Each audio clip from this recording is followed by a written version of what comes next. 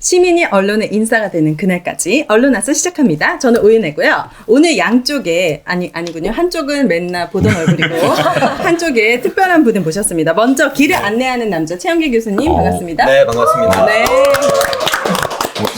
지난주에 좀 이렇게 열심히 안 한다고 야단을 치셔가지고 네. 오늘 제가 길길이 잘 안내하도록 하겠습니다. 제가 써보니까 당근보다 채찍이 더 잘 먹히더라고요. 오늘 기대하도록 하겠습니다. 채찍이 늘 잘 먹힙니다. 네. 그리고 제 옆에는 민주언론시민연합의 정책위원장을 맡고 계신 김수정님 모셨습니다. 반갑습니다. 네, 반갑습니다. 방송하시기 전에 무척 떨리신다고 했는데 저희가 이제 실시간이 거의 이제 많지는 않아요. 그러니까 네. 좀 편안한 마음으로 수다 떠는 마음으로 하시면 좋을 것 같습니다. 네, 알겠습니다. 교수님, 네. 볼륨을 좀 줄여주시면 안 돼요? 아니 방송의 기본이야. 열심히 하려고 하는 사람한테 아니 이거를 지금 켜놓으면 어떡합니까? 나 깜짝 놀랐네.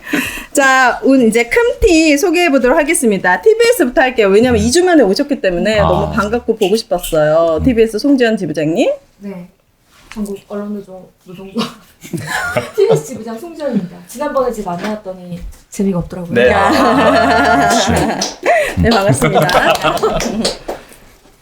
네, YTN 지부장 고한석입니다. 네, 반갑습니다.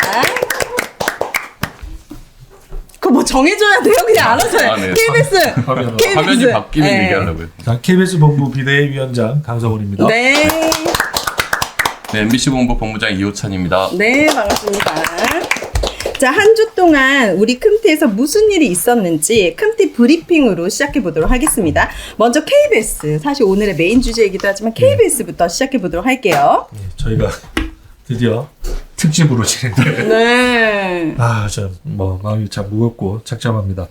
좀 브리핑도 이게 되게 안타까운 소식을 또 전해드려야 돼서. 뭐죠? 저희가 이제 박민 사장 취임 이후에 여러 가지 단체 협약으로 맺었던 공정방송을 위한 최소한의 장치들이 파괴된다 해서 이걸 이제 남부지법에 단체 협약 이행하라. 단체 협약을 성실하게 이행하라는 그 가처분을 제기를 했습니다. 서울 제기했는데 지난 월요일에 그 결과가 나왔어요. 그러니까 1심 이제 때 매우 안타깝게도 이제 그 각하 처리됐습니다. 그래요? 근데 이제 그 내용이 이유가 뭐지? 일단 적격성을 재판부가 문제를 좀 삼았고요. 그게 이제 KBS 본부가 언론노조 산하의 분회 정도 성격이기 때문에 너네는 이 소를 제기할 자격이 없어. 사실 말이 안 되는 거거든요, 이게. 저희가 사실상 뭐 단협이라든지 임협 이런 모든 것들 다 하고 네. 사실 뭐 선별 체제긴 하지만 사실상 그 독자적인 조합 운영 능력이라는 것들이 사실 뭐 지본부에 다 있어요. 네. 삼별 정신이라는 그 연대로 이렇게 묶어져 있는 것이고. 그래서 또 하나 이제 시급성을 요하지 않는다. 그래서 적격성과 시급성을 요하지 않는다는 걸로 해서 일단 1심 재판부는 그런 판결을 내렸습니다. 네. 상당히 유감을 표할 수밖에 없는 판결이고요. 항소 여부 등 이런 것들은 좀 저희가 더 전략적으로 고민해서 좀 대응을 할 예정입니다. 네. 이게 적격성의 문제는 뭐 이렇게 법적으로 다툴 수 있다고 생각되지만 시급성의 문제를 이제 사법부가 이렇게 판단했다는 것은 상당히 좀 우려가 되는 부분이에요. 그렇네요. 왜냐하면 이게 일단 문제가 지금 가장 큰 문제는 기존의 진행자들 그리고 이제 그런 것들 프로그램 폐지 이런 것들이 아무런 어떠한 협의 없이 진행을 했잖아요. 이런 부분이 문제다. 근데 이제 이것들을 시정하라고 하는데 이것에 대해서 시급성을 인정하지 못했다고 하는 것은 문제가 이제 발생을 하고 난 뒤부터 이제 시급성이라고 하는 거는 사실은 공영방송에 있어서는 재난이 만들어지고 난 뒤에 이제야 재난의 시급성을 이야기하겠다라고 하는 판단이거든요. 네. 그래서 이거는 사실은 재고되어야만 되지 않을까 싶은데 네. 뭐 항고나 어떤 뭐 이런 부분들이 혹시 들어가나요? 예, 저희는 뭐 당연히 이제 이 부분 저희가 받아들일 수 없기 때문에 당연히 불복하고요. 뭐 항고는 당연히 이제 하는데 그 이후에 뭐 이렇게 실효성이라든지 이런 것들은 조금 더 변호인하고 좀 더 논의를 할 부분은 좀 있습니다. 자격이 항고는 안 당연히 할 네, 거고요. 네. 예. 자격이 안 된다는 말씀에 이 김건희 분도 외교부는 그럼 자격이 되어서 바이든 날리면이 되었냐 이렇게 그러게요. 질문해 주시네요. 네. 아이러니합니다. 좋고요. 그 MBC는 어떤 일이 네, 있었죠 한 주 그 동안? 바이든 날리면 고건 연장선에서 이제 방통심의가 이걸 또 덥석 물어갖고 1심 결과를 갖고 이제 MC 보도를 심의하겠다라는 네. 결정을 내렸어요. 이 방통심의가 방통위랑 비슷하게 방통위도 지금 2명밖에 안 남았잖아요. 근데 방통심의도 이제 여야 위원회이기 때문에 여야의 추천 구도가 있었는데 지금 야권 추천 위원들을 다 해촉시켜 버려갖고 6명이 여권 추천위원, 1명이 야권 추천위원이에요. 6대1 구조. 네. 그 6대1에서 제대로 된 심의가 될 수가 없잖아요. 근데 이제 없죠. 방송 심의할 때 이제 방송 소위원회에서 심의를 하는데 5명의 위원인데 4명이 여권 추천위원, 1명이 야권 추천위원이에요. 그래서 야권 추천위원이 이런 방통심의 구조, 야권 위원을 계속 임명하지 않고 이런 구조 자체가 말이 안 된다라고 하면서 이제 자기는 심의를 하지 않겠다라고 선언을 하셨거든요. 그러면 이 바이든 날리면 관련 MBC 보도를 여권 추천위원 4명이서 심의를 다음 주 30일에 방송통신심의위에서 지금 진행을 하게 될 예정입니다. 네. 알겠습니다. 다들 마이크를 좀 가까이 대주시라고. 아, 사실 네네. 여러분 제 마이크가 제일 멀거든요. 아, 네. 하지만 제가 발성이 좋아서 아. 여러분들이 잘 들리는 것이고 역시 좀 가수님. 크게 네, 좀 말씀해 알겠습니다. 주시면 좋을 것 같습니다. 자, YTN은 한 주 동안 무슨 일이 있었습니까? 네, 크게. 네. 지금 방송통신위원회에서 유진그룹의 그 적절성을 평가하고 있고요. 그게 결과가 언제 나올지는 모르는 상황이에요.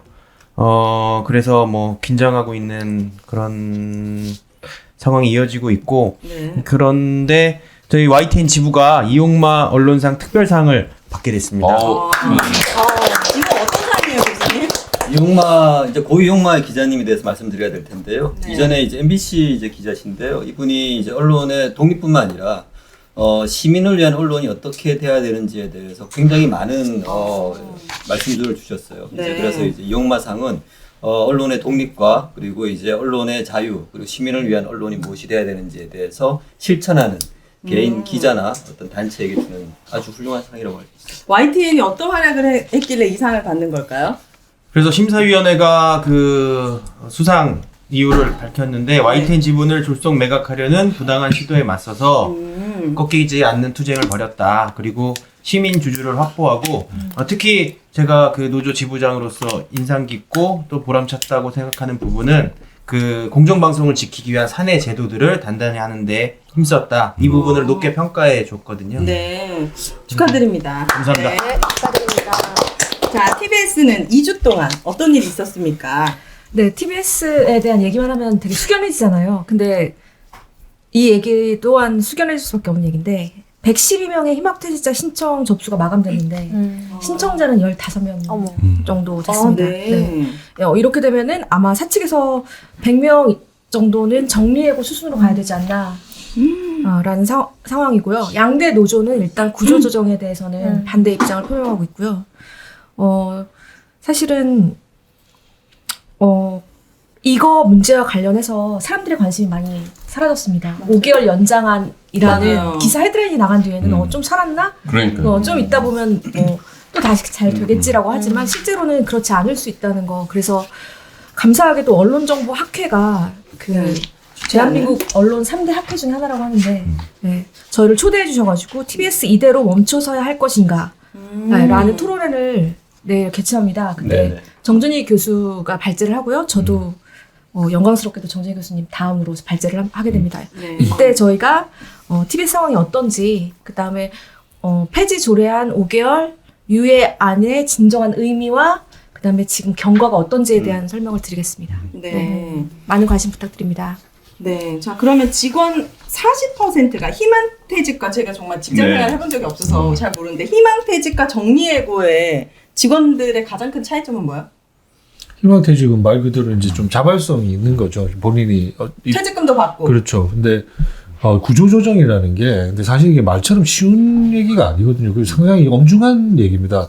심지어 이제 KBS 같은 경우도 이런 이제 공포들이 지금 자리를 하고 있어요. 구조조정이라는 말을 사장 스스로 지금 뭐 입에 오르내리고 하니까. 근데 과거에도 그 국감이었나? 그 결산 때 과방위 장재원 위원장이 오히려 사장한테 언지를 줬어요. 그런 말 함부로 놀릴 수 있는 맞아. 얘기 아니다. 그 천여 명의 사실 뭐 다 가장들이고 그래서 이 구조조정을 올리기 힘든 말인데 TBS 같은 경우도 근데 이게 그 구조조정에 이르기까지는 부단한 그 경영의 자구 노력이 있어야 된단 말이죠. 근데 TBS는 이 자체가 그냥 시의회가 단순히 돈줄 끊으면서 생긴 지금 일방적인 해고. 이런 상황이잖아요. 어려워진 상황인데 그게 사실 구조조정으로 갈 수 있는 경영상의 지금 위기를 초래한 자들이 누군데 그 종사자들이 아니지 않습니까? 그렇죠. 이거는 사실 되게 여러 말들이 어폐가 있는 말들이 되게 많이 난무하고 있는 것 같아요. 이 구조조정이라는 걸 말씀하신 대로 특히 경영상의 위기나 어떤 더 좋은 어떠한 구조를 만들기 위한 재조정 작업이거든요. 근데 지금 이거는 이제 TBS 자체의 구조를 없애려고 하는 과정에서 희망퇴직이라고 하는 말을 갖다 붙인 거거든요. 네. 이건 굉장히 어폐가 있죠. 이거는 어떤 희망이 없는 상황에서 어쨌든 강제 해고를 하기 전에 알아서 나가라고 하는 말을 희망퇴직이란 말을 바꾼 거예요. 그러니까 보통 언론사들이 희망퇴직하려고 하면 실제 몇 년치라든지 이 사람이 여기서 몇 년 더 일하는 것보다는 일하지 않고더라도 어떤 희망퇴직금을 받고 다른 직장을 찾을 수 있겠다는 어떤 희망을 주면서 네. 자발적으로 신청하게 만드는 구조여야 되는 거거든요. 네. 근데 이건 사실상 강제 해고식으로 신청을 하는 거고 희망퇴직에 대한 어떤 급여도 상당히 한두 달 네, 두 급여가 달치 이러고. 네. 아. 그러니까 상당히 불리한 조건으로 구성원들을 이제 내쫓으려고 하는 상황이니까 112명 해야 되는데 15명밖에 신청 안 했다는 아니, 거잖아요. 나라에서 주는 실업급여도 두 달치보다는 많이 주잖아요. 그렇죠. 맞아. 네, 근데 예산 자체를 그 정도밖에 주지 않았기 때문에 네. 줄 수 있는 돈이 네. 그것밖에 사실 없는 거군요. 노조 지부장으로서 사실 이 문제가 가장 부담이 되는 문제거든요. 그쵸. 당장 저희 구성원들이 40%가 정리해고를 당한 상황에서 어떻게 싸워야 되나 네, 그런 근데 부분들에 이게 대한 사기업이 고민이 아니라 있습니다. 이게 더 큰 문제는 어쨌든 공영 기업이라고 할 수 있는 데잖아요. 이게 어쨌든 국가가 이러한 노동 탄압과 불법적인 노동 행위를 하고 있다는 것에 대해서 우리가 좀 이야기를 할 필요는 있습니다. 네. TBS 단순히 공영 방송 살리자는 걸 넘어서서요. 네. 오세훈 시장과 이제 국민의힘당의 의회가 이러한 불법적인 노동의 어떠한 조건들을 실행하고 있다. 이 부분은 굉장히 큰 문제라고 할 수가 있습니다. 네. 아니, 이게 사실 뭐 김어준 뉴스공장에서 시작된 건데 자신의 입맛에 맞지 않는 프로그램이 있다라고 해서 그 해당 방송국의 직원 40%를 정리해고하겠다. 앞에 나간 사람들까지 지금 거의 절반을 해고하겠다는 맞습니다. 정확히 거잖아요. 절반이에요. 네. 그러니까 오세훈 서울시장이 자신이 출연해서 제대로 공영성을 지켜야 될 TBS를 직원 50% 해고하겠다는 거예요. 그러니까 이분이 지금 생각이 있는 분인지를 모르겠어요. 그럼 직원들이 뭉쳐가지고 이렇게 회사를 상대로 소송 같은 거 할 수 있는 거 아닙니까? 네, 나중에 부당해고에 그것도 대해서. 생각하고 있는데요. 네. 더 큰 문제는 이렇게 해서 180명을 줄여봤자 그 이후에도 어떻게 될지 모른다는 겁니다. 그게 가장 큰 문제고요. 그러면 오세훈 네. 서울시장, 김영기 서울시의회 의장 10년사로 이제 TBS 운명을 좀 예측해 볼 수 있는 겁니까? 10년사가 어땠습니까? 교수님? 제가 좀 적어왔어요. 갑자기 모든 걸 제가 알고 있습니다. 댓글에 교수님 끼어드는 타이밍이 좋아졌다. 채찍의 효과입니다. 네, 언제든 이렇게 자연스럽게 끼어들 채찍. 주시기 바랍니다. 제가 이제 1월 17일 날 오세훈 서울시장이 출입기자단 신년 간담회에서 TBS 문제는 가닥이 잡혔다. 그다음에 액면 그대로 봐달라. 그리고 본인 입장은 이렇게까지 할 건 아니었는데 시의 입장이 강경했다. 라고 시의회한테 공을 넘깁니다. 네. 그리고 너무 구체적이죠. 하지만 어쨌든 시의회에서 이미 결론 났고 방향이 정해진 만큼 그건 존중해야 된다. 이렇게 말을 했고요. 그 다음에 1월 23일 날 서울시의회 신년 간담회에서 김현기 의장은 이제 TBS가 사라지는 거에 대한 질문을 기자들이 했단 말이에요. 근데 이제 TBS에 대해서는 서울시의 시간이다. 라고 하면서 또 이제 서울시로 공을 넘기는 발언을 했습니다. 예, 그래서 여전히 서로 공을 서로 오세훈 넘기면서 시장한테는 거부권이 없나요? 네, 거부권이 없어요. 거부권이 그리고 없어요. 재가를 했으니까요. 대통령과 좀 네. 다른. 근데 되게 무책임하네요. 모든 걸 다 시의회에 넘긴다는 게. 그러니까 오세훈 시장이 이 TBS 살려달라고 시의회를 설득하는 모습을 별로 본 적이 없잖아요. 그쵸. 그래, 뭔가 거기- 요청은 하는데 네. 뭐 읍소를 한다고 적극적이지 하면 적극적이진 않았습니다. 예산 같은 것들을 이제 의회 제출하면은 그렇죠. 의회 논의들이 이제 통과 안 시켜주니까 난 할 일 했다 이렇게 그러니까요. 말씀하고 있는 것이죠. 면피하는 거잖아요. 당연하죠. 정치. 서울시 자체 예산이라는 것도 있고요. 네. 그리고 어떤 특별한 어떠한 뭐 예산의 어떤 조항도 있을 테니까 실질적으로 TBS를 살리고자 의지가 있다면 그렇죠. 당연히 예산 투입이 가능하죠. 네. 궁금한 것들은 MBC나 YTN이나 아니면 KBS나 대량 그런 실직 상태가 있었던 경험이 있으신가요? 없죠. 저희 이렇게까지는 직원 40% 절반을 해고하는 언론사가 어디 있어요? 이건 말이 안 되는 예. 거예요. 방송국 문을 닫겠다는 거죠. 그리고 IMF 때 YTN 같은 경우는 뭐 사실상 부도 위기에 몰려가지고 직원들이 자발적으로 한 6개월 정도 월급을 안 받았어요. 그때 말로 경영사 위기가 네, 있었거든요. 그렇게 해서 자발적으로. 버텼지 사람을 내보내지는 않았거든요. 이런 식으로. 자, 그러니까 이게 그러면- 경영사 네. 위기 있었던 회사가 아니잖아요. 잘 나가던 회사를 수익이 이번에 입맛에 안 맞는다고. 했을 때 그럼요. 이제 아, 이건 그러면 진짜, 내일 네. TBS 토론에 이거 혹시 중계되냐고 물어보시는 분들도 있는데 어디서 뭐 중계해 줍니까? 중계를 하진 않습니다. 아 중계를 네. 하지 않군요. 자, 비공개로. 네, 비공개로 진행하도록 하겠습니다. 자, 실시간 채팅 지난주보다 정말 많은 분들이 와 계세요. 거의 네, 250분 넘는 분들이 함께 해주고 계신데. 저 때문이 아닐까라는 생각이 네, 듭니다. 맞습니다. TBS 힘내라고 이렇게 힘주시는 분들도 많이 있습니다. T봉이 사원증을 뺏지 말아라 이렇게. 자, 오늘의 메인 토크로 넘어가 보도록 하겠습니다. 오늘의 주제는 바로 땡뉴 뉴스로 변질된 KBS9 집중 분석입니다. 오늘 제 옆에 앉아 계신 김수정 위원님께서 1266건의 KBS9의 60일을 집중 분석했고 네. 그 1266건에 관련된 언론 보도를 분석하셨어요. 그래서 이분께서 자세하게 설명을 해주실 텐데요. 하나씩 심도 있게 논의를 해보도록 하겠습니다. 먼저 키워드 첫 번째는 사라진 프로그램 그리고 사라진 진행자입니다. 자, 박민 사장은 취임도 하기 전에 일방적으로 앵커 교체 그리고 프로그램에 대한 무차별 폐지를 시도했습니다. 먼저 어떤 박민 취임 후? 이건 뭡니까? 먼저 박민 취임 후에 약 석 달간 어떤 진행자와 프로그램들이 사라졌는지 한번 쭉 정리를 해보면 좋을 것 같은데 참여연대에서 1분짜리 영상을 만들었다고 합니다. 한번 보고 시작하시죠.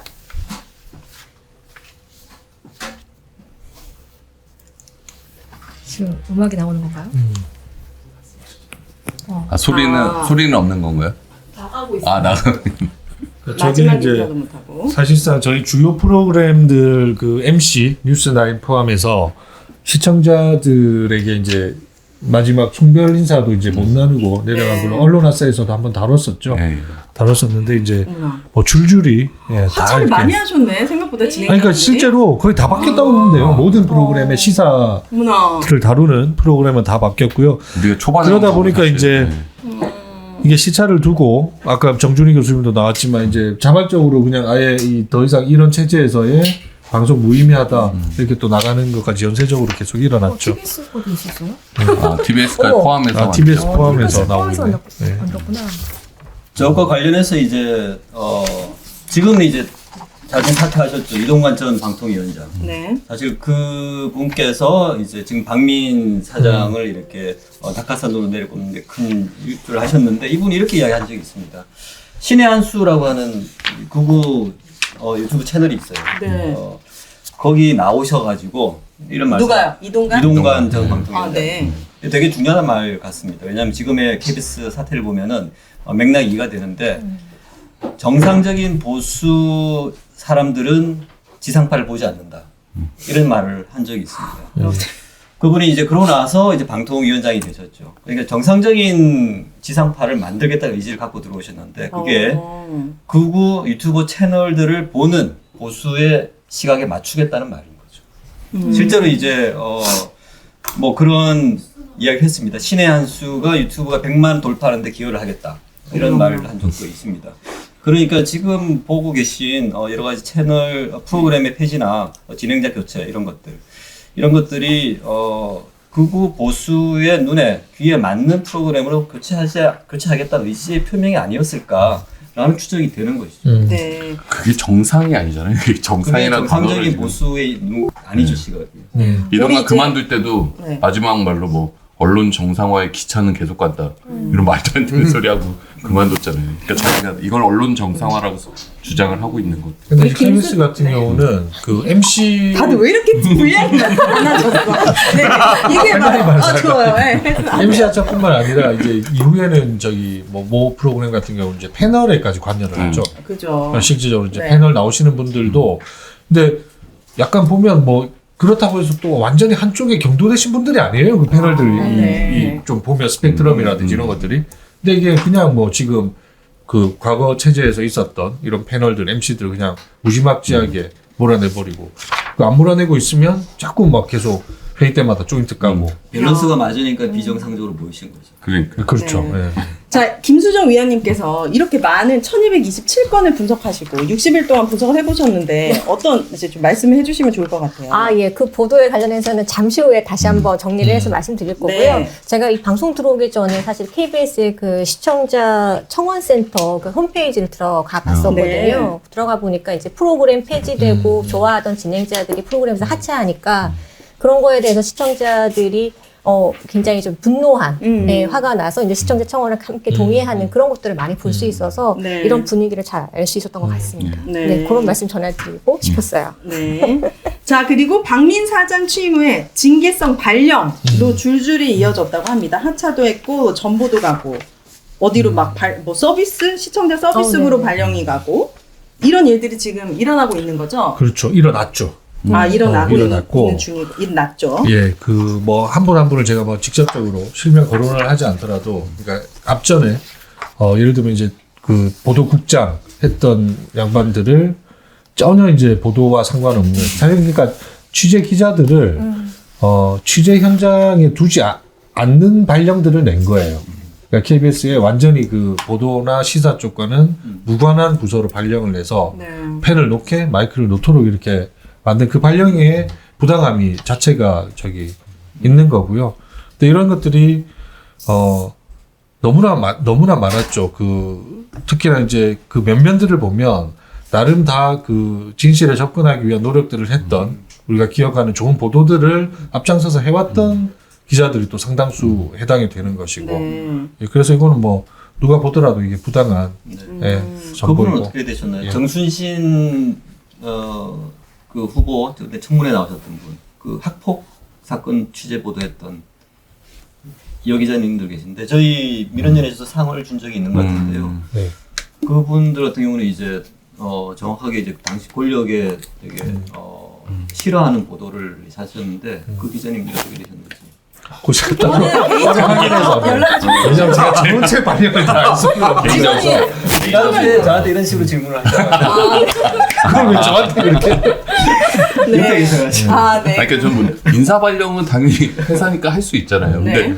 이 책임이 있는 사람에게 책임을 지어야 되는데 그렇죠. KBS 뉴스를 제대로 뭔가 앞장서 만들고 있던 사람들을 징계성으로 발령낸다는 것 자체가 그리고 이게 그 앞전에 이제 성재호 보도국장 같은 경우는 그 보도국장을 이제 그러면 내리면 후임자에 대한 인사는 이제 같이 이루어지잖아요. 근데 저희는 임명 동의를 하는 것들을 해야 하는 그 제도로 만들어져 있고, 예. 그런데 갑자기 그래서 근데 후임을 이렇게 날려버렸어요. 그래서 공석을 만들어버렸지 않습니까? 그럼으로 인해서 사실상 보도국을 실제적으로 이끌어갈 수 있는 자리가 비어 있는 상태예요. 근데 네. 그런 공석을 초래한 거는 박민 사장 체제거든요. 네. 들어오면서. 그쵸. 그럼 실제로 뭐 정당하게 임명 동의제를 받아서 진행을 하든지 아니면 그 후임 인선이 될 때까지는 전임자가 이게 보도를 이끌어갈 수 있도록 하는 게 정상적인 인사인데 그런 질서들이 다 파괴되었다. 이번에 사법부가 기각했다는 게 그 문제죠? 그것도 포함이 되어 있는 것이죠. 예. 각하 예. 일단 좋습니다. 자, 그러면 이 정도면은 박민 쿠데타라고 해도 과언이 아닌데 프로그램 폐지, 진행자 하차, 징계성 발령 이렇게 한꺼번에 일어나는 사례가 다른 언론사들에도 있었습니까? 또는 이 MBC 같은 사건에 경우가 대해서 과거에 어떻게 보십니까? 이게 뭐 YTN. 사장이 바뀌고 이런 일들이 한꺼번에 일어나는 경우가 뭐 YTN에도 있었고 MBC에도 있었고 이명박 박근혜 때는 흔히 있었어요. 돌발 영상이 돌발 영상도 사실상 그때 폐지 수순으로 갔었고 제작 PD들 뭐 징계성 좌천됐었고 그렇죠. 지역 네. 발령 뭐 네. 내고 당사자시잖아요. 그렇죠. 어디로 네. 자천? 저는 그때 노조 활동 열심히 한다고 네. 이게 찝어서 지방으로 다 보냈는데 저는 그때 광주에 갔어요. 전라도 강주. 네, 전라도 광주 지국에서 근무하다가 회사랑 이제 이게 부당 정보다라고 해서 소송해가지고 가처분해서 이겨서 서울로 왔거든요. 이 얘기 제 얘기 그렇게 하네. 근데 온 날 그때 사회부장이 또 불러서 이번에 수원에 가라 그러더라고요. 그래서 또 수원 지국에서 또 또 갔어요? 네. 그래요? 그럼 어떻게 다시 서울로 오시게 된 거예요? 그 시간이 지나니까 또 뭐 올라가고 가시더라고요. 버티고 또 기다리면 또 그렇죠. 해볼 그러니까 이게 저희가 초반에 많이 말씀드렸지만 국정원의 MBC 정상화 시나리오 그때도 네. 자기들 정상화라고 불렀어요. MBC 장악 시나리오에 딱 프로그램 폐지 그다음에 취재진 그 뭐 진행자 교체 뭐 이런 게 그 시나리오에 다 있던 수순들이거든요. 그 간부직 교체하고 이제 여기서 뭔가 바른 말 하는 현장의 제작진들 다 외부로 쫓아내고 그런 게 무더기로 있었던 게 이명박근혜 정권 시절이었고 지금의 이 윤석열 정권이 거의 박근혜 정권의 부활? 거의 오히려 더 업그레이드해서 더 가혹하게 좀 진행하고 있는 상황이죠. 네. 좋습니다. 그러면 키워드 2로 넘어가야지 우리 김수정 위원님의 분량이 좀 늘어날 것 같습니다. 박민취 슈퍼챗. 슈퍼챗이 들어왔는데 광채님께서 발표 자료를 정정해가지고 TBS 아고라는 정확히 22년 12월 25일 일요일 방송을 마지막으로 폐지되었다고 합니다. 8월이 아니고 요거를 네. 남겨주셨습니다. 알아들으셨죠? 저는 네, 한 네. 글자도 못 알아듣겠거든요. 좋고요. 자, 키워드 2로 넘어갑니다. 박민 취임 전후 60일 KBS 뉴스 9의 집중 분석입니다. 김수정 위원님께서 박민 취임 전후 30일 동안 KBS 9가 어떻게 달라졌는지 데이터를 통해서 집중 분석을 하셨다고 했는데 어떤 기준을 가지고 분석을 정리했는지 또 분석을 정리한 이후의 결과도 말씀해 주시면 좋을 것 같아요. 네, 이제 제 시간인가요? 네. 총 1266건이라는 리포트를 저희가 데이터 분석을 해봤는데요. 이 분석을 하게 된 계기는 이제 박민 사장이 KBS에 취임한 게 작년 그러니까 11월 13일입니다. 예. 월요일인데요. 그 이후에 이제 프로그램 폐지도 되고 뭐 당일날 진행자에게 뭐 출근하지 말아라 뭐 이런 연락이 가기도 하고 이러니까 시청자들이 KBS 왜 이렇게 되나? 근데 그 원인이 이제 그 박민 사장 취임이었던 거죠. 그래서 민원위원회도 여러 그 시민분들께서 KBS가 어떻게 변화했는지 좀 모니터링을 해줬으면 좋겠다라는 요청이 굉장히 많이 들어왔었습니다. 뭐 다른 언론사 미디어 비평지에서도 KBS가 어떻게 변했나, 뭐 달라졌는가라는 시리즈로 해서 분석을 많이 해주셨는데 저희 민원위원회에서는 조금 더 이거를 좀 데이터를 좀 모아서 전체적으로 취임 전 30일은 어땠고 네. 박민 사장이 취임한 후 30일은 어땠는지를 좀 비교해 보면 네. 조금 더 크게 좀 이 변화의 맥락을 좀 읽어낼 수 있지 않을까라는 생각이 들었어요. 네. 그렇게 좀 접근을 해봤습니다. 네. 그래서 뭐가 달라졌습니까? 취임 전 30일과 취임 후 30일은 어떤 게 달라졌는지를 좀 말씀해 주시면 좋을 것 같아요. 아무래도 시민들에게 가장 쉽게 전달될 수 있는 부분이 보도량과 보도 순서인 것 같아요. 그래서 먼저 보도량부터 좀 살펴봤습니다. 네.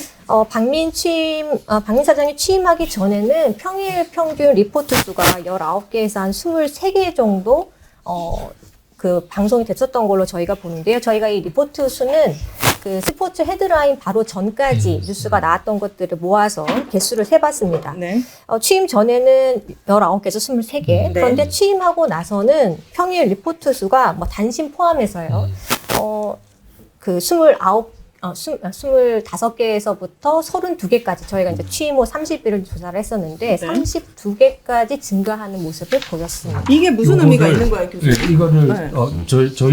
제가 좀 설명드리면 네. 이제 과학적으로 이런 데이터가 지금 말을 하고 있는 거지 않습니까?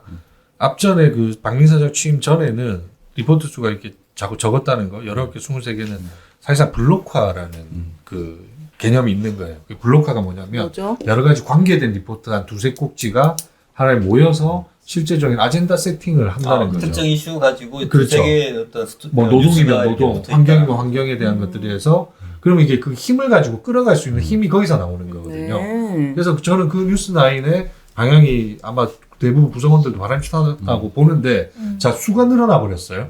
그러면서 그 블록이 다 깨져버린 겁니다. 파편화돼 버렸어요. 그래서 예를 들면 어떻게 이해하시면 되냐면 단순한 우리의 사건 사고들 있지 않습니까? 그냥 경찰발 수사 사건의 그 뭐 결과 받아 쓰는 리포트들 그리고 이제 지역에서 했던 뭐 풍물성의 어떤 리포트들 네. 이런 것들이 여기 와서 채워버리고 있다는 거죠. 그러니까 그거는 결국에는 보도의 질 자체를 매우 떨어뜨리는 것이고 맞습니다. 이거는 네. 그 우리가 대국민 서비스로 쓰는 아.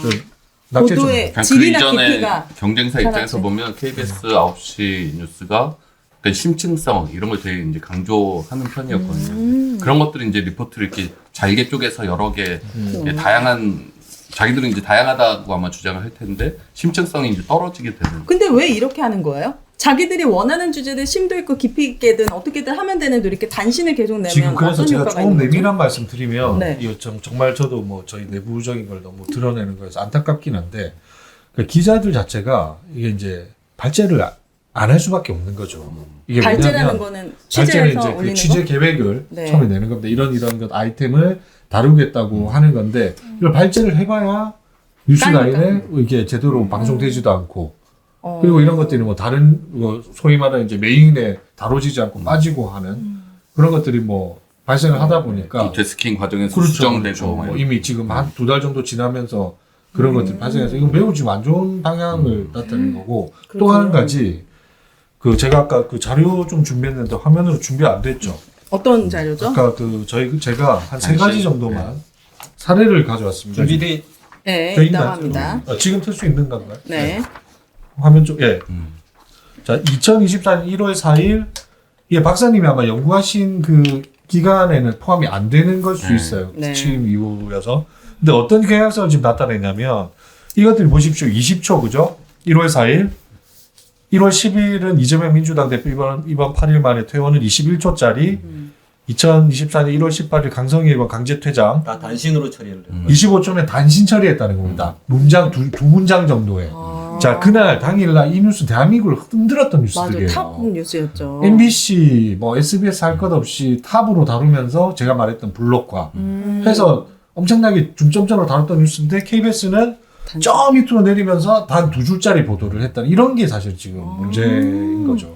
그러니까 심각성이 여기 있는 거죠. 박민 사장이 취임하고 나서 이제 정리하자면 이런 내용인 것 같아요. 박민 사장이 취임하고 나서 뉴스가 개수가 늘었다. 근데 이제 이게 양수로 늘은 내용을 들여다보니 중요한 이슈들을 알 수 있게 하는 보도 자체는 줄었고 그리고 예를 들면 이제 이재명 대표 피습 이런 테러 같은 중요한 뉴스들은 네. 거의 제대로 다루지지 않은 대신에 되게 어떤 사회나 사건 사고처럼 되게 뭐 이렇게 중요하지 않은 이슈들 이런 것들만 개수가 늘어나게 돼버렸다는 거죠. 그 이유가 지금 기자분들께서 이슈를 취재하겠다는 발제를 해도 아예 이제 이게 채택이 되지 않으니 네. 그냥 손을 놓게 만드는 상황이 진행되고 있다 이렇게 이야기해 주신 것 같아요. 네, 플루토님이 강성원 본부장님 말씀 너무 좋다고 이렇게 또 남겨주셨습니다. 내밀한 걸 많이 얘기해요. 네, 그러니까 내밀한 걸 앞으로도 더 내밀하게 부탁드립니다. 저는 아무리 KBS가 그렇다 해도 저 맨 마지막에 강성희 의원 쫓겨난 그거를 단신 처리할 줄은 정말 상상도 못했어요. 국회의원 끌려나가는. 네, 그러니까 네, 대통령한테 아무래도, 뭐 국정기 좀 네. 바꾸라는 말을 했다가 사지가 들려서 이제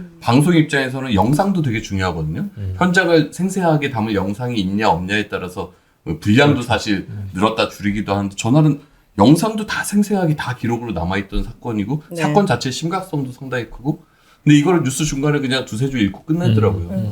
땡유 뉴스가 문제가 아니라 더 중요한 거는 사실은 시청자분들을 무지하게 만드는 뉴스들로 가득 채워준다는 게 더 큰 문제인 것 같아요. 네. 이거 뉴스 얘기라서 제가 좀 나서기가 되게 그런데 제가 지금 이 문제를 좀 보면서 느낀 거는 검사들과 좀 비슷하다라는 느낌을 받았던 게 검사의 기소권이 있잖아요. 근데 기소를 할 수 있는 권한도 굉장히 크지만 기소를 하지 않을 권한도 굉장히 그러니까 크다고 보도를 할 수 들었는데 있느냐 없느냐. 네. 이게 여기에 빗대 보면 뉴스를 내보내는 것도 언론의 권력이라고 보면 어떤 걸 내보내지 않는 것도 그럼요. 크나큰 그쵸. 문제잖아요. 네네. 그러니까 이 공정성 문제나 아니면은 이제 저널리즘 문제에서도 굉장히 심각한 문제가 아닌가라는 생각이 맞습니다. 들었네요. 자, 그렇다면 뉴스 분야도 변화가 크게 보인다고 보이는데 어떻게 변하고 있나요? 네, 뉴스 분야가 어떻게 변화했는지 좀 살펴봤습니다. 네. 그랬더니 박민 사장 취임 전에는 정치 뉴스가 전체의 한 17.6%밖에 차지하지 않았는데 네. 취임하고 나서는 30.2%로 거의 2배가 정치 뉴스가 늘어나고. 합니다. 네.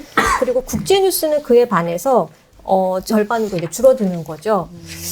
그리고 더 재미있는 것은 보도 순서에 그 KBS 뉴스9 같은 경우에는 이제 첫 보도가 거의 사회부 보도가 취임 전에는 사회부나 국제부 뉴스가 많았었는데 네. 박민 사장 취임 이후에는 정치 보도가 첫 번째 보도로 다뤄진 경우가 상당히 증가한 것으로 나타났습니다.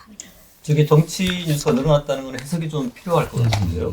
네. 네, 맞습니다. 특히 어떤 단어가 가장 많이 등장했는가라는 것을 좀 살펴보려고 했는데 그랬더니 이제 키워드들을 저희가 좀 뽑아봤습니다. 그랬더니 박민 사장 취임 전에는 이스라엘, 정부, 국민과 같은 이제 세 개의 단어가 좀 상위에 위치하는 경향이 보여졌었고요. 네. 뭐 저희 화면으로 나가고 있지만 그 당시 이제 국제 뉴스가 좀 굉장히 좀 많았던 시기였던 것 같아요.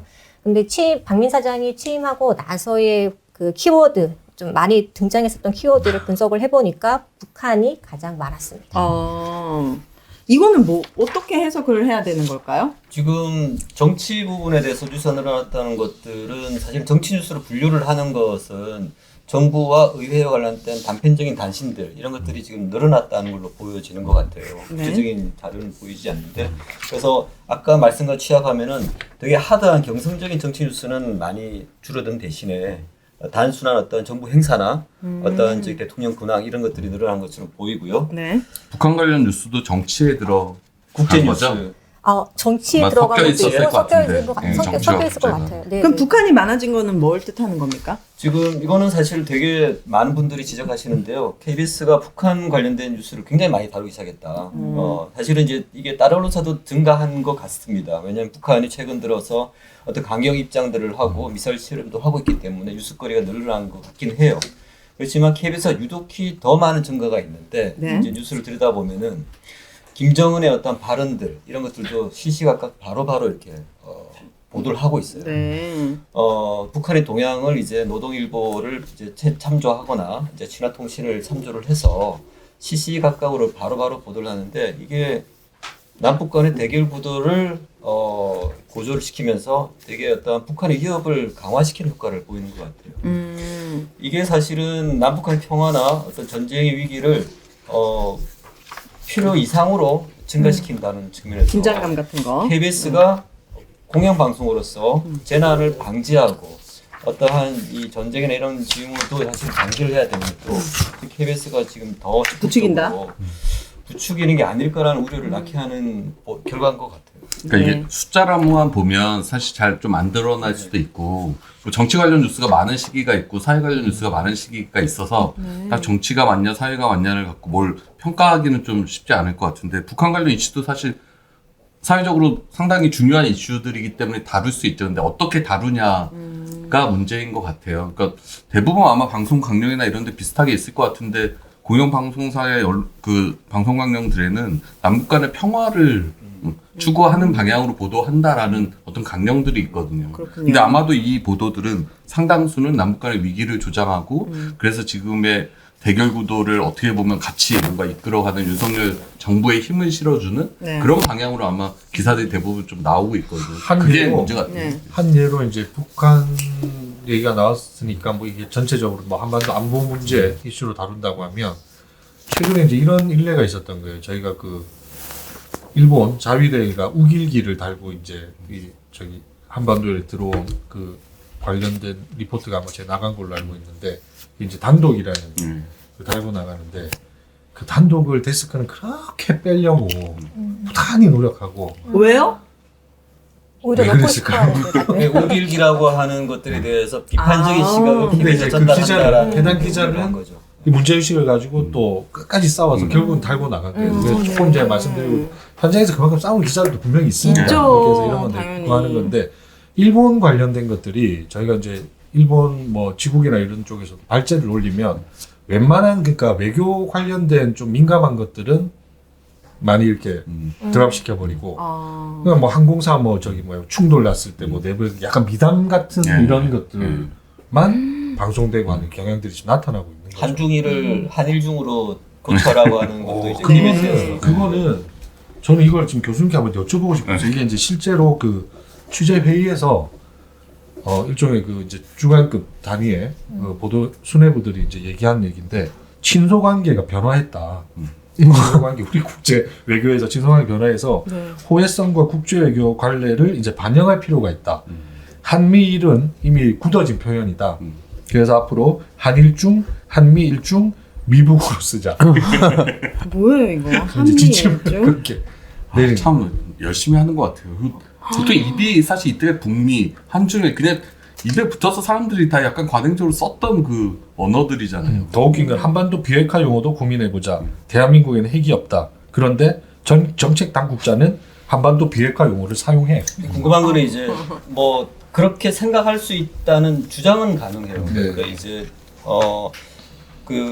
근데 이제 언론 경영 쪽 하는 쪽에서 그 보도를 하는 쪽에 그런 지시를 내렸다는 거잖아요. 네. 사실 이거는 아니, 내부에서 아마 네. 보도국 내부에서의 얘기일 거예요. 그런데 이제 궁금한 건 그런 거죠. 이 국제 외교 관계이기 때문에 외교부의 공식 입장이 반영이 된 것인가? 정말로 이제 이런 부분들도 검증이 돼야 되는 것이고요. 그렇게 보도를 했을 때 어떤 영향이 있을 것인지 감안을 한 어떠한 것인가? 세 번째는 이제 내부에서 충분히 그런 논의가 있어서 결정된 것인가? 이런 것들인데 제가 봐서는 그 셋 다 아니거든요. 셋다 아니고. 이거는 맞습니다. 모종의 어떤 의도가 있지 않고서는 이제 그렇게 결정하기 힘들죠. 그거는 이제 이게 최근에 왜 그 전두환 전두환 전 대통령 가지고도 이제 KBS가 말이 많았지 않습니까? 그쵸. 모 주간이 이제 그 말을 또 해서 네. 또 일종의 뭐 지침처럼 예. 다뤄지기로 했는데 같은 맥락입니다. 그러니까 그들의 머리에는 그 생각밖에 없는 거예요. 그러니까 그들의 인식과 시각으로는 이게 맞다고 아마 경도내에 있는 거 아닌가. 그러니까 전혀 말씀하신 대로 어떤 내부의 논의를 거쳐서 만들어낸 합의물도 아니고 그냥 그 지금 보도를 네. 책임지고 있는 자들의 그냥 경도된 시각, 인식. 네. 네. 저는 이런 것도 좀 느끼는데 일단 이거가 다른 지금 이 기간 동안에 다른 방송사가 어땠는지와 비교를 해봐야지 정확할 텐데 그냥 제가 느끼기에는 그러니까 내치의 문제가 제대로 되지 않았기 때문에 시선을 외부로 돌리려고 하는 그런 부분이 그렇죠. 있지 않을까? 야, 외부로 시선을 외교나 아니면 북한이나 이런 식으로 시선을 돌리는 차원에서 약간 이런 기사들이 많이 나오는 게 아닐까라는 생각도 좀 드네요. 네. 자, KBS의 가장 큰 문제는 바로 땡뉴 뉴스로 전락한 게 아니겠습니까? 윤석열 대통령 보도가 실제로 얼마나 늘었는지도 궁금합니다. 네, 저희 그 표 준비됐을까요? 네. 저희가 그 데이터를 좀 뽑아보니까 첫 번째 그 보도에 윤석열 대통령이 언급됐던 리포트가 몇 번이었나? 박민 사장이 취임 전에는 한 2번 정도였다면 박민 사장 취임하고 나서는 한 8일이 윤석열 대통령이 가장 먼저 리포트에 등장하는 보도로 등장했습니다. 네. 확연한 차이고요. 윤석열 대통령이 언급된 리포트 자체가 이전보다 좀 늘어나는 경향은 분명히 있었다라는 것을 알 수가 있었습니다. 가장 대표적인 사례가 그 11월 17일 보도로 많이 언급이 되는데요. 11월 17일 기억하시는지 모르겠는데 전국의 그 행정 전산망이 마비가 돼가지고 난리 났었죠. 예, 민원서류 발급도 안 되고 뭐 대출도 안 됐다. 그래서 맞아요. 전국이 뭐 거의 마비되는 상황이었었는데 그날 KBS는 네. APEC 그 정상회의를 첫 리포트로 다뤘었고 와. 비교하자면 MBC는 그날 이 행정 전산망 마비라는 걸 이제 두세 꼭지로 해서 크게 다뤘었던 차이가 있었습니다. 다른 언론사들도 아마 대부분 그랬을 거예요. 아마 SBS도 그랬을 그쵸. 거고. 예. 예, 저희도 그때 아마 이게 언론화사 그 무렵쯤에 이 언급을 했던 걸로 기억이 나는데 네. 그래도 KBS가 그 어찌됐건 간에 재난 방송이라는 그 타이틀을 달고 있는 방송사 아닙니까? 이 사회적 재난이라는 것도 재난이고 근데 그거 자체를 이렇게 등한시했다는 거는 사실 할 말이 없죠, 저희가. 그렇죠. 가장 중요한 역할이었는데. 자, 그러면은 박민취임 전후로 달라진 KBS 뉴스에 대해서 지금 살펴보고 있습니다. 세 번째 키워드로 넘어가 보도록 하겠습니다. 신보도 지침입니다. 자, KBS 보도국에만 내려지는 신보도 지침, 앞에서도 얘기했었는데요. 한중일을 한일중, 그리고 노란봉투법에 대한 표현도 쓰지 말아달라라고 했었고 2015년도에는 백남기 농민이 사망했을 때도 KBS 내부에서 물대포 대신에 물줄기를 쓰라고 한 적이 있다고 합니다. 지금 그러면 앞에서 언급한 거 이외에 노란봉투법은 노동자가 생각나서 그리고 뭐 그 취지로 네. 이제 뭐 노조법을 더 드라이하게 뭐 표현하자는 취지로 얘기했는데 이게 좀 말이 안 되는 게 최근에 이제 저희가 공정방송위원회라는 것을 내부적으로 한번 더 열었습니다. 그게 네. 이제 계속 열고 있죠. 열면서 이제 너무나 다룰 것들이 많아서 여는데 그 장관 누구죠 이번에 기재부 장관 됐던 최상목 최상목 예. 장관이 한번 그 스튜디오 초청이 돼서 대담을 하는 시간이 있었어요. 그때 앵커 멘트가 뭐였냐면 우리 그 엘리트 관료 출신의 뭐 이 경제를 뭐 유능하게 잘 이끌어갈 수 있는 막 이런 약간 칭송의 이런 메시지가 담겨서 이제 그걸 저희가 문제 제기를 했습니다. 그런 표현 엘리트한 표현 자체 잘 안 쓰는 거예요. 그러니까 엘리트 관료. 그래서 그걸 문제 제기를 했더니 돌아온 답이 맛깔스러운 표현을 할 수 있는 거 아니냐. 맛깔스러운. 나는 이게 이 사람들이 정말 앞뒤가 안 맞는 게 노란봉투법이니 뭐니 이런 것들이 어떻게 보면 대중에서 소화되고 있고 오히려 더 직관적으로 그쵸? 말할 수 있는 표현들이어서 이게 회자되고 하는 것들인데 뭐 엘리트 관료는 맛깔스러운 표현이고 노란봉투법은 안 되고. 이거는 뭐 노조법 이거 말이 안 되는 그런 얘기들을 하고 있죠. 아까 네. 한일중은 제가 설명드렸죠. 네. 외교관계에서의 친소관계 변화에 따라서 사람 이름 같아요. 뭐 해야 한다. 뭐 물줄기. 물줄기 너무한 것 같아요. 이거는 약간 그럼요. 그 이미지를 상쇄시키기 위한 의도가 너무 분명하잖아요. 그럼 기자들은 따르나요? 이 기자들이 그래서 좋은 질문입니다. 네. 노란봉투법을 제가 실제로 그래서 오기 전에 검색을 해봤어. 근데 또 나가고 있어 그렇게.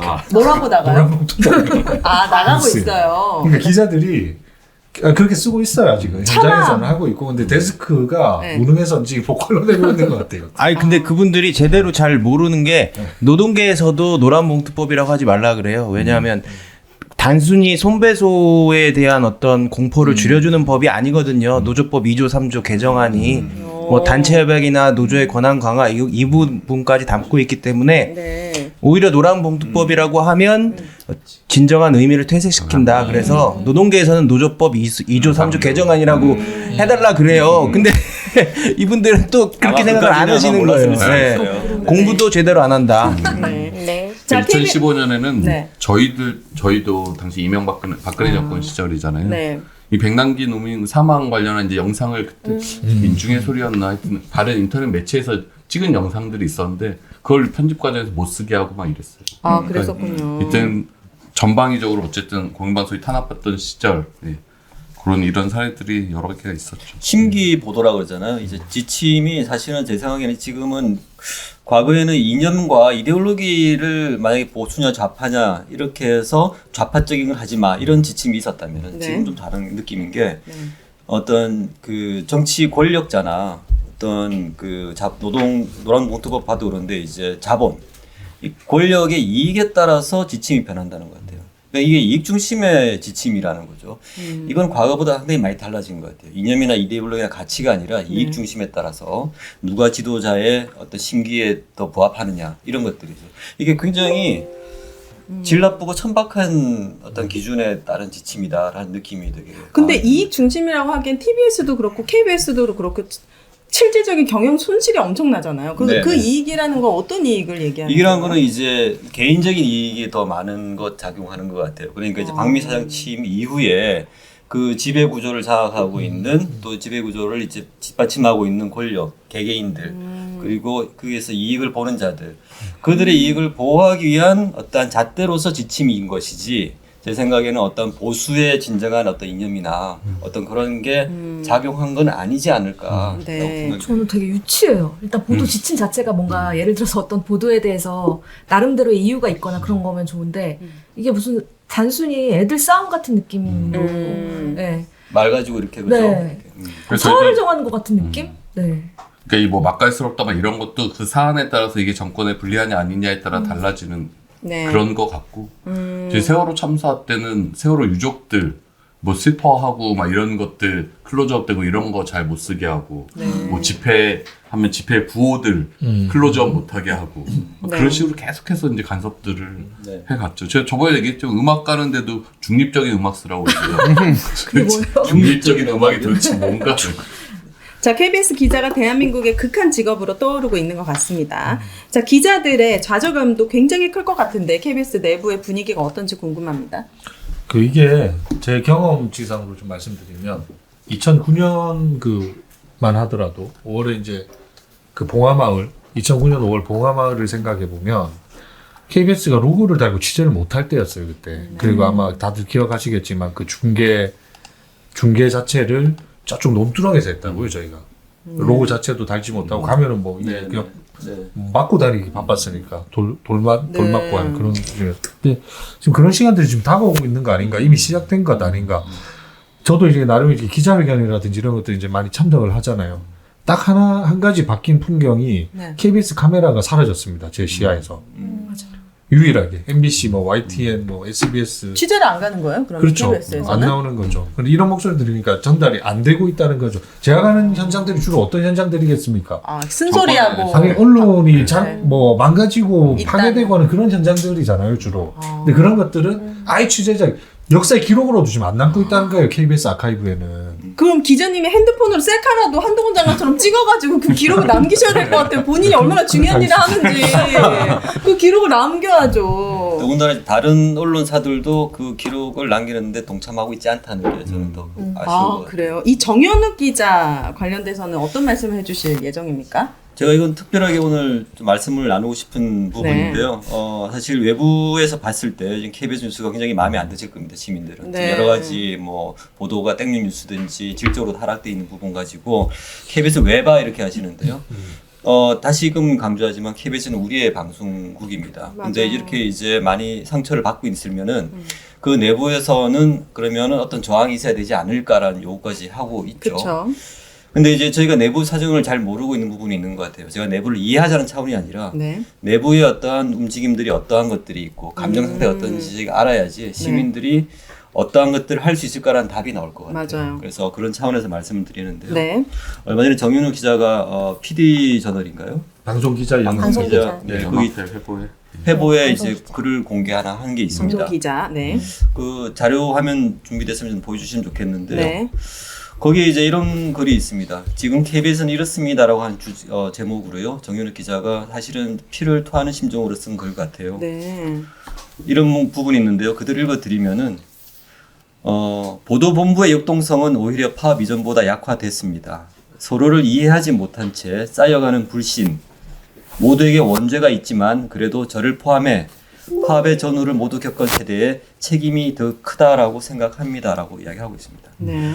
내부에서는 지금 어떤 역동성의 부족으로 인해서 어떤 결집된 저항이 굉장히 아쉬워하고 있다는 표현을 하고 있는 것 같아요. 그걸 하지 못한 부분에 대한 책임이 있다라고 이제 말씀을 하고 계신데 이러한 맥락들이 있을 것 같아요. 그래서 그 맥락들이 좀 궁금하다. 그래서 이제 우리 강 위원장께서 좀 네. 말씀 좀 주시면 어떨까 싶습니다.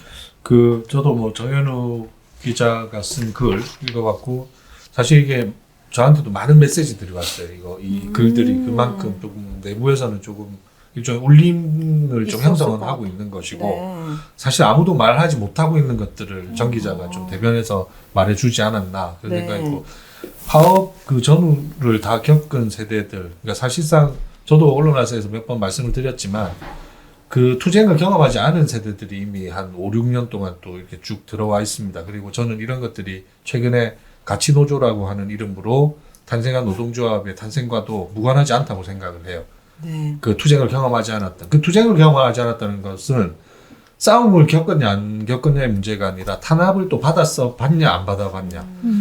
저희가 지금까지 했던 노란봉투법, 물줄기 이런 것들이 실제로 후배 기자들과 비공식적으로 식사하면서 나눈 얘기들이 이 정도까지는 몰랐다는 거예요. 경험하지 못했으니까. 않았으니까. 네. 근데 이제 그 파업을 경험했던 세대들 그리고 그 분들이 또 회사에 이끌어가는 이제 주요 역할들을 하면서 거기에 대한 아마 평가 부분에서 뭐 원죄라든지 우리도 평가 받아야 될 부분이 있다고 말씀하시는 것 같고 또 그 이후에 지금 들어오던 경험해보지 못한 세대들이 느끼고 있는 또 불안감, 혼돈 막 이런 것들이 지금 섞여 있다고 보는 게 내부는 좀 맞을 것 같아요. 그래서 아마 각기 기자들은 그 각자의 방식으로 투쟁을 하고 있는 것 같아요. 저는. 네. 그게 어떤 거냐면 나중에 저희가 좀 얘기하겠지만 그 원팀 코리아 같은 것들은 아예 발제를 총을 우리 소위 말하는 총 쏜다는 표현으로 총을 쏴도 그걸 누가 덥석 받아서 할 수 있는 기자가 누가 있겠습니까? 아무도 안 하죠. 그러니까 결국에 부장이 이런 막 절차들 무시하면서 그런 윤비어천과 같은 프로그램이 나오는 거잖아요. 네. 그런 사소한 저항부터 아까 뭐 우길기 단독을 다냐 못 다냐를 가지고 전화 통해서 고함 지르면서 싸우는 기자들도 분명히 있고요. 네. 내부에서는.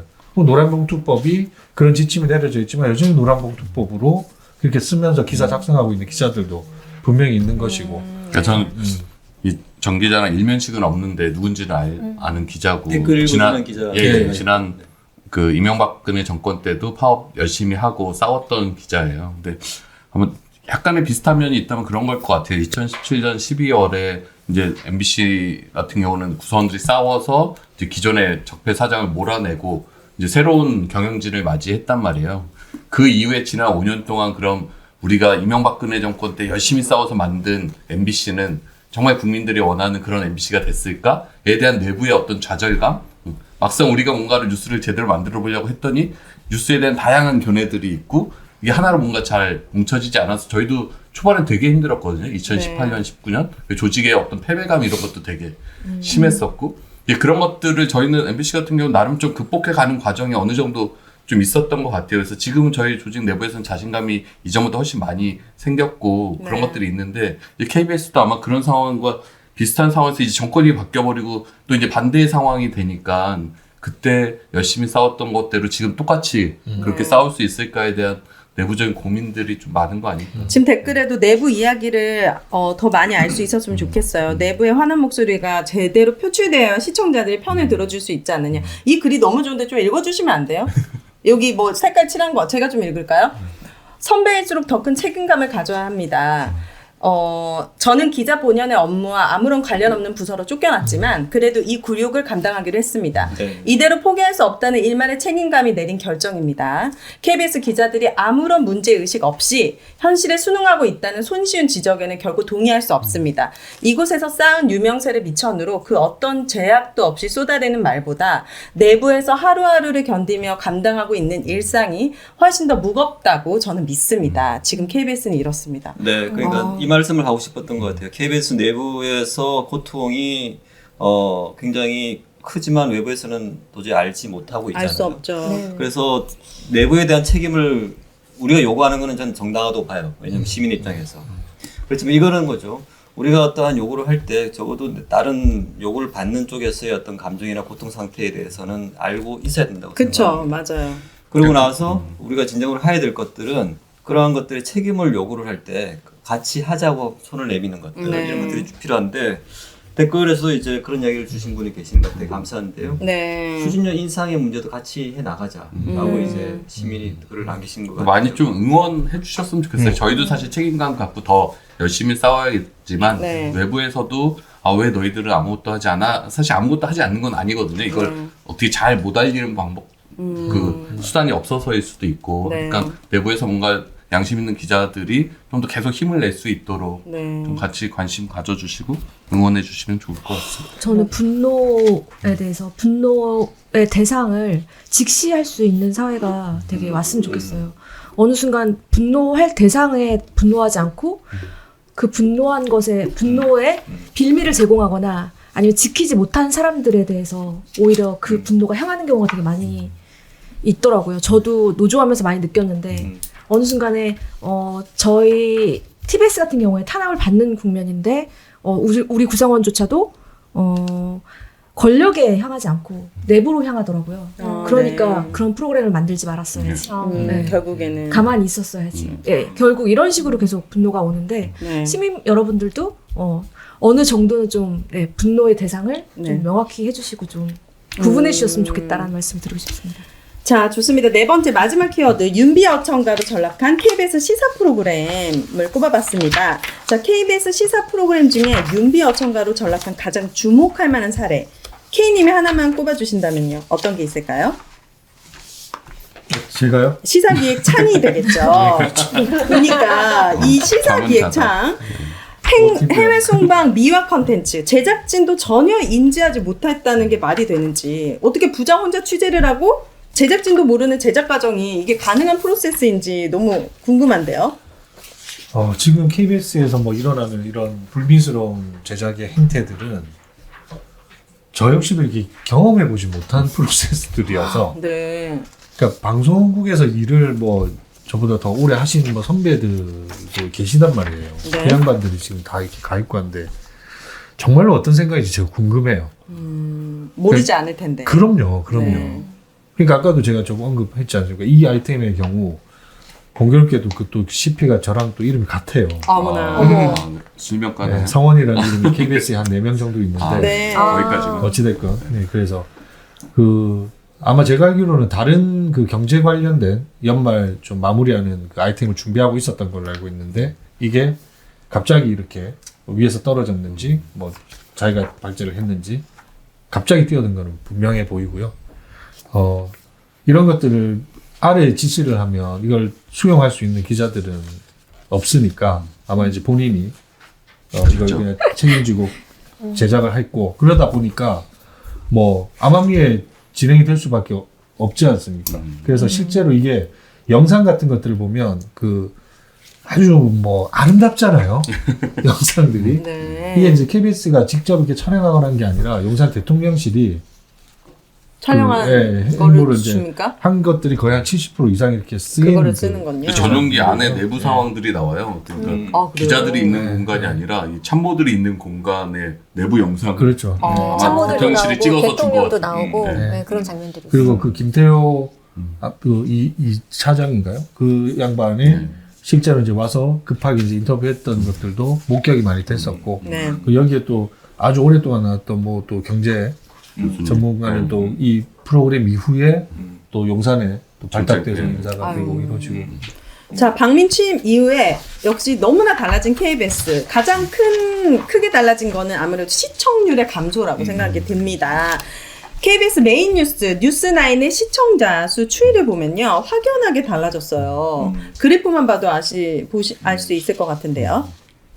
네. 11월 13일이 박민 사장이 취임한 때죠. 네. 그때가 가장 떨어졌었고요. 가장 떨어졌네요. 예, 아마 시청자들께서도 아셨던 것 같아요. 새 사장이 들어오고 나서 KBS 못 보겠다.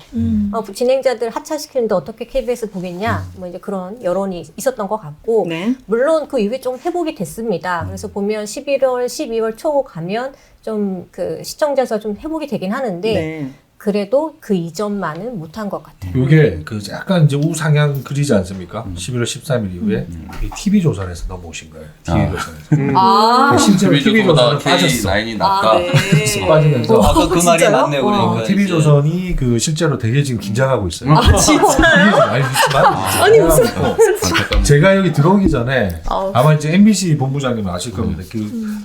그래도 부자망해도 뭐 3년 갔다고 KBS가 시청률 1등의 자리는 있었다고. 이게 뭐 추이는 그렇죠. 이렇고 뭐 유튜브 확 빠지고 막 했지만 어제 이게 바뀌었어요. 어제 저희가 3등을 했어요. 3등. MBC가 이제 MBC 올라가고 이게 2위가 불과 일주일 만에 네. 저희가 이유가 어제 KBS. 기준으로 5.6%. 이게 이제 저 수도권 닐슨 기준입니다. 이게 불과 일주일 전만 해도 6.5였단 말이죠. 확 떨어졌죠.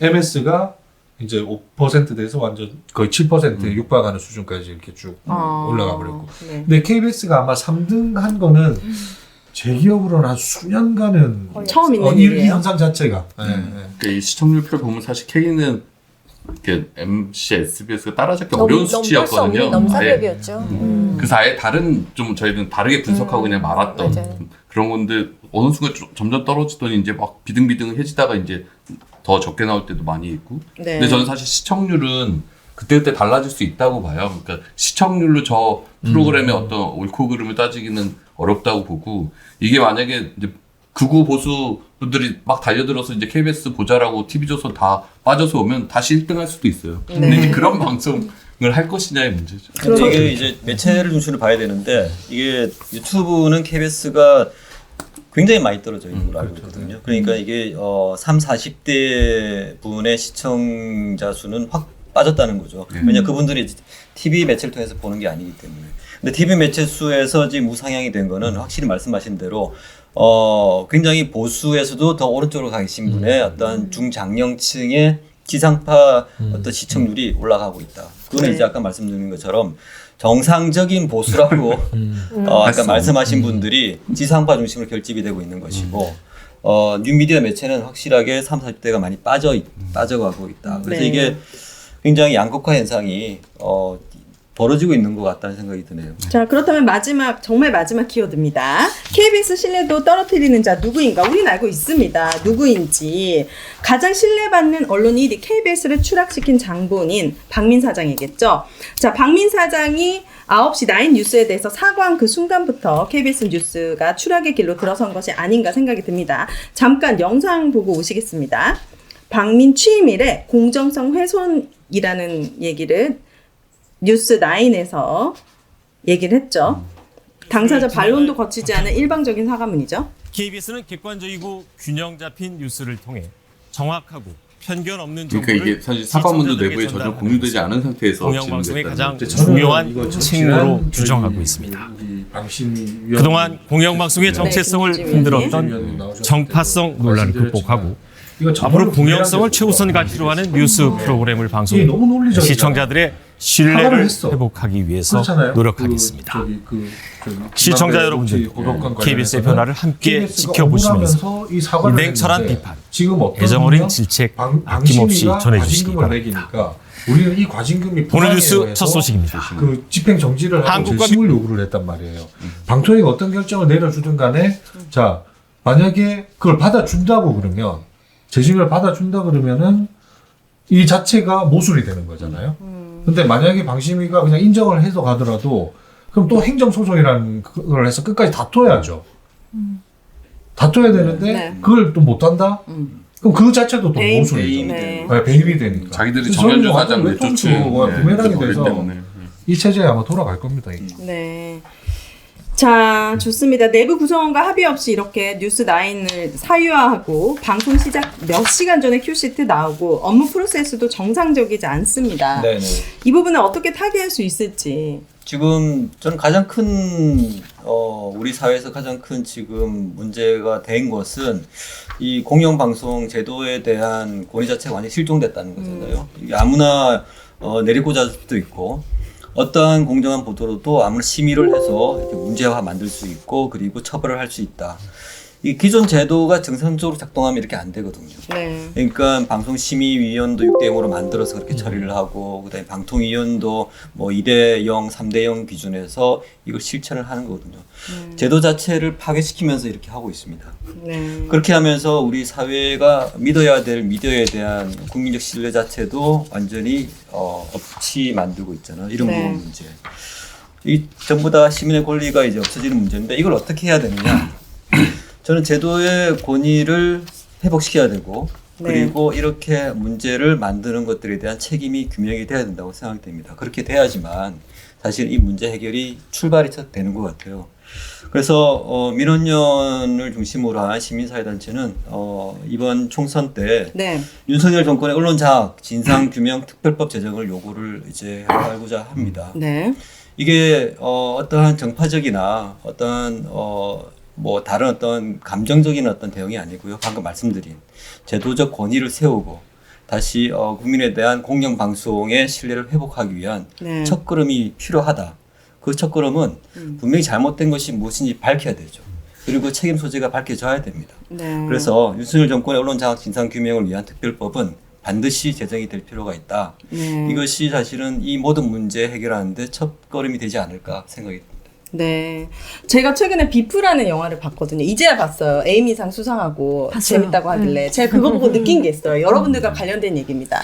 그 혐오라는 감정은 모를 때 그 사람을 혐오하는데 그 사람을 아는 순간부터 혐오라는 감정은 사라지잖아요. 이 영화 안 보셨죠? 네네. 근데 저도 언론인들, 여러분들 내부 사정 이야기나 언론인들의 얘기를 듣기 전에는 마냥 혐오하셨어요? 그런데 이제 내부 사정의 얘기를 듣고 나니 질책은 할 수 있지만 혐오할 수는 없더라고요. 그러니까 많은 우리 시청자분들도 여러분들의 내부 사정의 오늘처럼 정현욱 기자님의 이런 마음을 울리는 글들, 내부의 이야기들을 많이 들려주시면 질책은 할 수 있지만 시청자분들이 혐오는 하지 않을 것 같아요. 네. 오늘 나와주셨는데 우리 김수정 정책위원장님 네네. 어떠셨습니까? 아, 네. 오늘 나와서 좀 느낀 부분은 네. 저희 민원연 내부에서는 우리 대표님께서 언론학사에 가서 적극적으로 말씀을 못 하시는 것 같다. 이런 약간 좀 걱정이 있었는데 오늘 활약을 보니까 저희 걱정할 필요가 없이 갑자기 너무 이렇게 말하셨어요. 아니, 근데 오늘 하셨던 말씀 중에 가장 인상 깊었던 내용은 이제 네. KBS는 우리의 방송국이다. 그 말씀 너무 꽂혔고요. 또 이 저희 민원연에서 지금 KBS 뉴스가 어떻게 박민 사장 취임 전에 어떻게 됐는지 모니터링 하게 된 계기가 사실은 시민들께서 KBS가 어떻게 변화됐는지 궁금하다. 그런 이야기를 많이 해주셨었거든요. 근데 네. 전체적으로 어떻게 보여줄 수 있을까? 물론 사건 하나하나 뭐 단건으로 비교해 보여줄 수도 있는데 전체적으로 변화를 좀 보여드리고 이런 추이를 알게 하는 것이 중요하다는 생각이 들었거든요. 좀 네. 그런 게 잘 전달될 수 있도록 저희도 앞으로 모니터링, 사실 이번 모니터링뿐만이 아니라 또 더 준비하고 있는 게 있거든요. 또 더 말씀드릴 수 있는 기회를 가지도록 하겠습니다. 아, 네. 방송 전에 엄청 떨리신다고 했는데 말씀 엄청 잘하시네요. 아, 교수님. 덕분입니다. 네. 좋습니다. YTN 와주라 시민 주주 운동은 계속되고 있는 거죠? 네, 그렇죠. 민원 사주가 아니고 네. 주식 사주라. 네. 이용마 언론인상도 받았으니까 더 가열차게 싸워야 되지 않겠습니까? 네. 오늘 좀 분량이 없었어요. 알고 계시죠? 아, 다음 네. 주에는 좀 챙겨 오셔야 아니 돼요. 오늘 이렇게 너무 경쟁적으로 아니 말씀을 MBC는 오늘 엄청 어떻게 뭐 불났어. KBS만 얘기할까봐. 아, 경쟁 지금 하는 겁니까? 경쟁. 저 또 하고 싶은 말 있어요. 아, 네, 하세요. 저는 차분하고 밋밋했던 KBS가 되게 그리워요. 예를 아, 들어서 오히려? 네, 저희 할아버지도 굉장히 돌아가신 할아버지가 굉장히 보수신데 네. 진보나 보수 정권이 잡더라도 누가 잡더라도 항상 KBS 보셨거든요, 뉴스. 네. 그래서 스포츠라든가 아니면 선거 방송이라든가 그런 것들이 KBS만의 특징이 있었어요. 네, 근데 맞아요. 그거는 아무리 뭐 정권이 바뀌어도 그거에서 이렇게 확 바뀌어버린 적은 없었던 것 같은데 네. 너무 좀 아쉽다는 생각이 좀 듭니다. 네. 약간 그런 막 치우치지 않으려고 노력하는 마지막 노선이 있는 네. 거. 그게 이제 KBS였던 것 같아요. 난 여기에도 치우치지 않고 하지만 뉴스를 접하고 싶어. 그런 분들이 정말 많이 보셨는데 지금은 이제 TV조선과 경쟁하고 있다는 사실이 이거 빨리 회복될 수 있도록 우리 같이 응원하면 좋을 것 같습니다. TBS 지부 성금 전달이 있다고 합니다. 어디서 성금이? 어디서 어디? 선거? 아, 뭡니까 이거는? 직접 설명을 좀. 이게 네. 저희가 이제 방송사 노동조합 협의회라는 단체가 있어요. 이게 KBS, MBC, YTN 그래서 네. 전체 9개 방송사 조직들이 있는데 TBS 우리 그 송 지부장님께서 너무 요즘 애쓰고 계시죠. 네, 너무 애쓰고 계신데 진짜 저희가 뭐 한번 위로 방문조차도 좀 못 드릴 못해서. 정도로 이제 저희도 또 각계 상황들 봉투가 좀 얇아 보이는데 지금 8개 단체라고 하셨는데요. 어디 봐. 한번 보자. 아우, 아, 그래요? 어떻게 뭐 횟수가 이거 다 잡을 수가 수표예요? 뭐예요? 저는 이거 좀 민감. 아, 네. 아, 네. 요즘 X는 현금 만질 기회가 별로 네, 없으시니까. 자 전국 방송 노동조합 협의회에서 언론노조 TBS 지부에게 특별 성금 드리도록 하겠습니다. 힘내주시기 바랍니다. 네, 힘내네요. 서로 이렇게 언론인들끼리. 감사해요. 네. 네. 이게 정성훈 얼마인지 본부장님이 든. 자기들도 어려운데 회의 네. 때 이걸 아이디어를 내셔갖고 아, 진짜요? 네, 안건에 올려서 저희가 통과를 시켰죠. 저희 노조 그 방에 라면이 떨어졌거든요. 진짜요. 이걸 사겠습니다. 이걸로 사겠습니다. 맛있는 걸 드세요. 네. 좋습니다. 힘내십시오. 서로 이렇게 언론인들끼리 네. 공감하고 연대하면 네, 반드시 맞습니다. 헤쳐나갈 수 있을 거라고 생각하고 그 중심에 우리 언론학사 최윤규 네. 교수님 있는 거 아시죠? 다음 주에도 오늘처럼 활약해 주시길 부탁드립니다. 오늘 제가 안 보이니까 제가 시야에 안 보이니까 말씀을 되게 잘하시는 것 같아요. 아, 그게 좀 바꿔야 작용한 것 네, 같아요. 그렇죠. 네. 자리를 이게 이렇게 가야 되나? 네. 좋습니다. 시민이 언론의 인싸가 되는 그날까지 우리 다 같이 언론학사 외치고 끝내보도록 하겠습니다. 언론 아싸! 아싸! 감사합니다, 여러분. 수고하셨습니다. 네. 시간이 되게 빨리빨리. 아, 저는 이제 9시에 끝내야 되는데 지금 14분이나